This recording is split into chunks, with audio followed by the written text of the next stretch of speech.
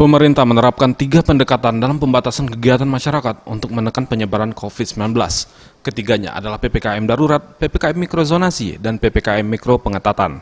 Masing-masing pendekatan memiliki pengaturan pengetatannya. PPKM darurat diberlakukan di 122 kabupaten kota, lalu PPKM mikro pengetatan dilaksanakan di 43 kabupaten atau kota, sementara sisanya menjalankan PPKM mikrozonasi. Terkait hal tersebut, Kapolda Sumatera Selatan Irjen Pol Eko Indraheri mengatakan PPKM pengetatan yang telah mulai beberapa hari lalu di Sumatera Selatan khususnya di Palembang sudah berjalan tertib. Sebelumnya sebanyak 4 wilayah di Sumatera Selatan masuk dalam PPKM level 4 lantaran adanya penambahan jumlah kasus serta angka bed occupancy rate atau BOR yang tinggi. 4 wilayah tersebut yakni Kota Palembang, Lubuk Linggau, Kabupaten Musi Banyuasin, dan Musi Rawas. Selain itu, untuk menekan laju penyebaran COVID-19, pihaknya pun menerapkan ganjil genap. Hal itu dinilai perlu dilakukan untuk menekan mobilitas masyarakat.